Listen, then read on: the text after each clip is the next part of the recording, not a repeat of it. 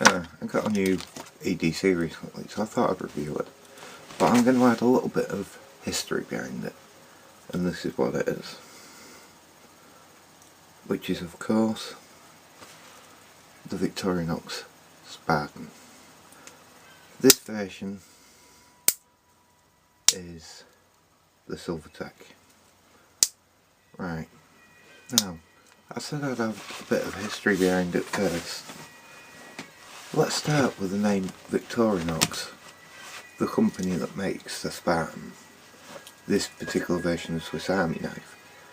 There are two main ones what do it, Victorinox and Wenger. However, nowadays there is actually only one, although they are made to different specs and tolerances. The highest spec and tolerance is on the Victorinox. Wenger is their budget brand, shall we say.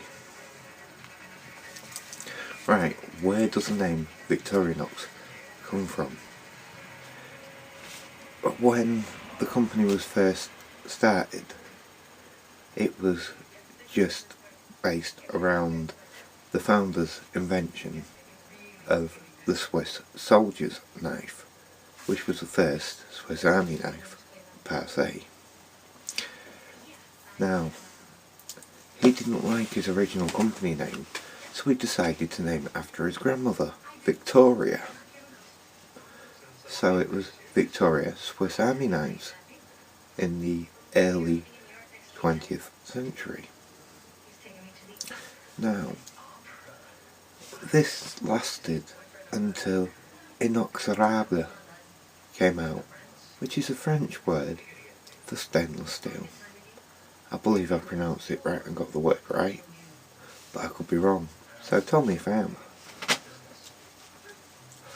But he shortened Victoria to Victor and shortened inoxidable to inox to create Victorinox.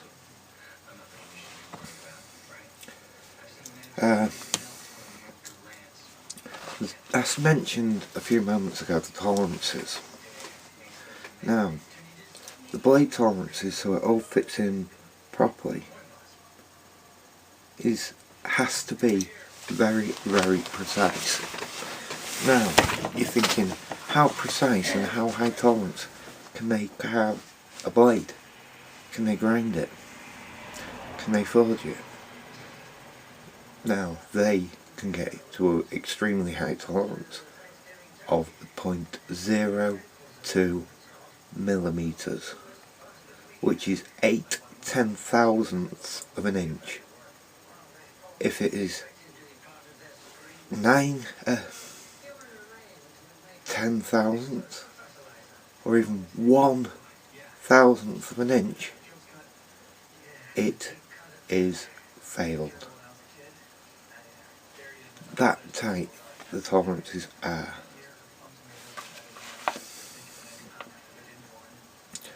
They are made to be functional and reliable, as we all know. They're made out of the highest quality stainless, so they last and last and last. Now, what did I think of the Spartan? This Spartan when I first got it.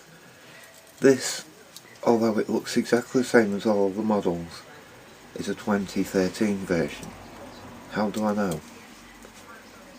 I know because I was disappointed in the sharpness of the blade out of the pack. Compared to the others, what I've had before, it was blunt. However, literally, I have only run this 6 times on a strop on each side.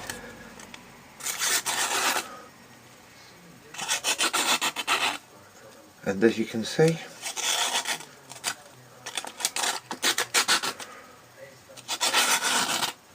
it came up to a hair shaving sharp. And to prove the hair shaving, I'll have to use this hand because while sharpening it I was testing it.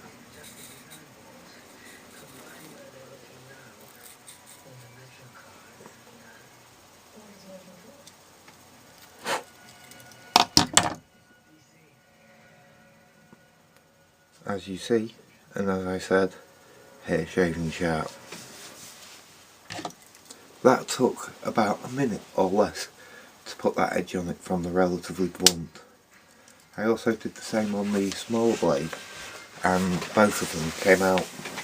Functionality. The reamer. In most cases I won't need it, but it's always nice to have, especially while I'm losing weight. If I need to put an extra notch in my belt, I can do it. The corkscrew. Okay, I've got the wrong one here by getting the one with the corkscrew. I'd have been better off with getting the Phillips head version, which I believe is a Farmer. But I didn't think of it. But why did I go for this one? One, it has the two blades, the large and the small. And the large one is unusually, because usually the large blade on most of the knives is the same size. However, I spotted that the large blade on the waiter is actually a slightly smaller than a blade. And are they both Swiss Army knives? Yes.